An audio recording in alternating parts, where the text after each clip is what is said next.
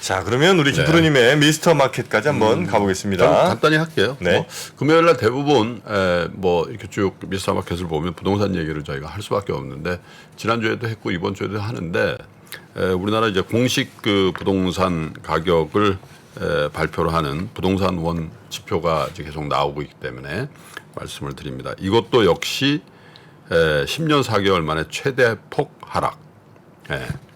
사상 최대폭 하락 경신. 전국 아파트는 사상 최대폭.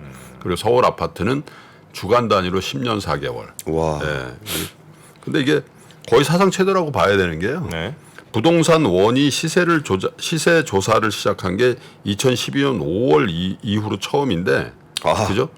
거의 그때 이후에, 그러니까 2012년 6월 11일 그 주에 0.36이 빠졌대요. 그래서 왜 이렇게 하락이 클 때 부동산원에서 시작했나 생각해 보니까 아마 그래서 시작했나 그런 생각도 드는데, 그래서 어쨌든 20일 기준으로 부동산원이 주간 아파트 가격 동향을 냈는데 이번 주 서울 아파트가 0.27, 지난주에 0.2 빠졌다고 해서 이것도 사상 최고치에 가깝습니다. 뭐 이렇게 얘기를 한 것 같은데 그거보다 낙폭이 훨씬 커졌죠. 0.27 하락폭이 크게 확대됐고요. 말씀드린 것처럼 2012년 6월 11일 그 주에 0.36 빠진 이후에 가장 큰 낙폭이니까 네. 거의 10년 4개월 만에 됐고요. 구별로 뭐 계속 말씀드립니다만 노원 0.41, 도봉 0.42, 0.4%. 이것도 지난주에 제 기억이 맞다면 0.3대였는데 훨씬 낙폭이 커져 있고요.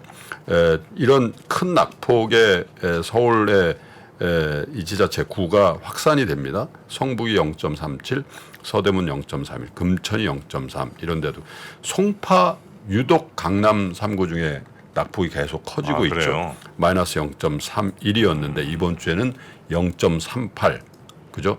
서울 평균보다도 훨씬 더 송파의 하락폭이 커졌고, 장사 없습니다. 강남도 0.2, 그리고 서초도 0.16. 어쨌든 하락세를 키우고 있다. 이렇게. 수도권은요, 지난주 0.28이었는데 이번 주 0.35로 낙폭이 서울보다 더 커졌습니다.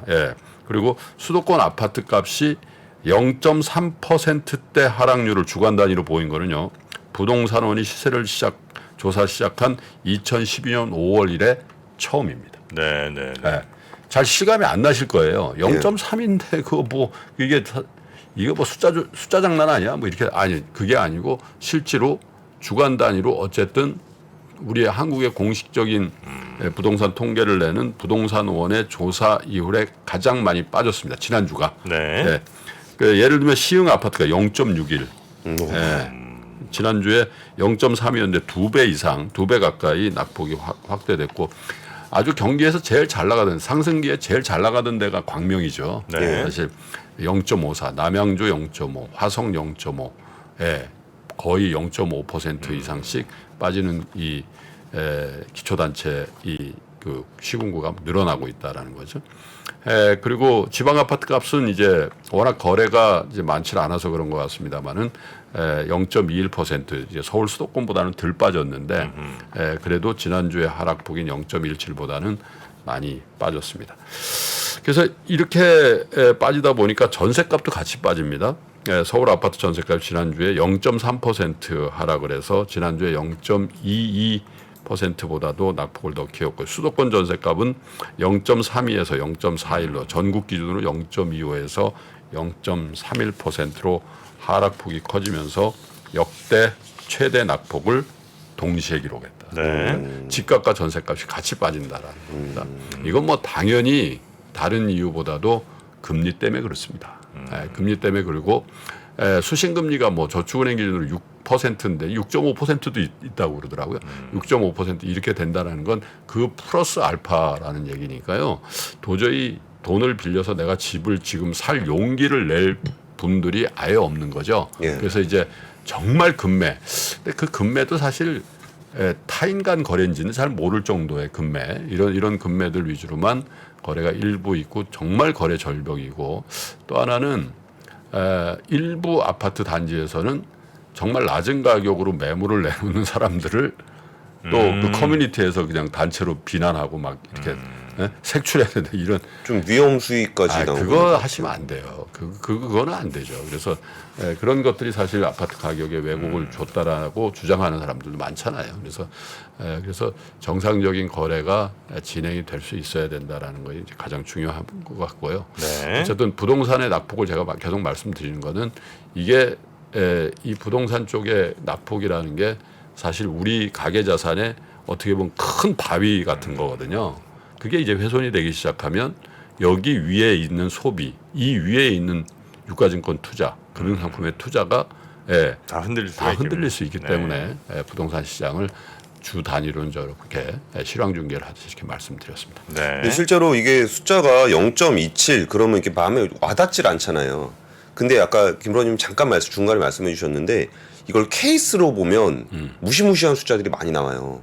그러니까 지역 아파트 단지 주민들이 굉장히 놀랄 정도로 네. 우리 아파트가 이렇게까지 많이 빠졌다고 싶을 정도의 그런 케이스들이 좀 나오는데 거래량 자체가 많지 않다 보니까 특정 케이스들이 반영되는 경우가 좀 많기는 해요. 네. 근데 그럴 때 하도 힘들게 거래가 되니까 급매로 푹푹 빠지는 일들이 벌어지다 보니까 이런 것들을 무슨 다른 걸로 의심하는 증여세 회피하려는 수단 아니냐 이런 걸로 의심할 정도로 나타난 케이스들이 나타나는 걸 봐서 이 숫자가 0몇 이렇게 써 있으니까 이거를 좀 체감하지 못하신다면은 실제 거래되는 케이스들을 한번 보시면 네. 이게 생각보다 빠르게 냉각되고 있구나라는 거를 좀 체감하실 수 있지 않을까 싶어요. 그 썬킴이라고 왜 그 출연자 있으시잖아요. 네. 그분이 이제 서초 쪽에 집이 하나 좀 작은 게 있는데 그걸 이제 내놓은 모양이에요. 왜? 이제 또 정리하고 이제 다른 데로 가시려고 16억까지 올라갔다는 건데 12억에 내놔도 안 나간대요. 연락이 안 온대요. 지금. 지금 그 얘기 하시면 안 돼요. 왜? 아니 12억에 내놨다는 거 지금 소문 내시는 거잖아요. 아니 서초 어디라고는 얘기 안 했잖아요. 근데 누구와 내놨는지 다 말씀하셨잖아요. 어디 사는지 모르시잖아요. 그분 유명한 분 아닙니까? 동네 사람들 다 아실 것 같은데요. 맞다. 생각해보니까 그러네. 근데 그 방송에서 얘기를 했어요. 본인이. 알겠습니다. 본인이 얘기를 한 거예요. 그래서 하여튼 그 정도로 많이 지금 매기가 없다. 수요가 매우 지금 얼어붙었다. 그런 얘기가 지금 돌고 있습니다. 자, 우리 권선희 팀장과 함께 뉴스3 플러스에서 세가 뉴스 좀 정리해드렸고요. 다음 주 이번 주 주말에 혹시 업로드되는 컨텐츠 있습니까? 이번에 압권 2편 올라갑니다. 이번 주에 압권 2편. 네. 전 세계적으로 힘든 에너지 대란을 각 국가들이 어떻게 위기 대응을 하고 있는지에 대한 얘기들을 좀 준비를 했습니다. 네. 자, 하여튼 주말에도 업로드되는 압권도 많은 시청 부탁드리겠고요. 한 주간 고생 많으셨고 다음 주에 뵙겠습니다. 예, 감사합니다. 네. 최근에 이제 매크로 경제 환경에서 가장 많이 나오는 얘기가 이제 인플레이션이죠.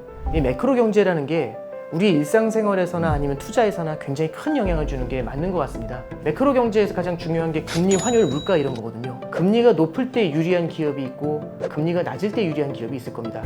환율이 높을 때 유리한 기업이 있고 환율이 낮을 때 불리한 기업이 있을 겁니다. 유불리를 논하면서 같이 그 기업에 대한 분석을 하거나 투자를 하는 게 조금 더 도움이 되지 않을까요? 상반기 최고의 베스트셀러 인플레이션에서 살아남기.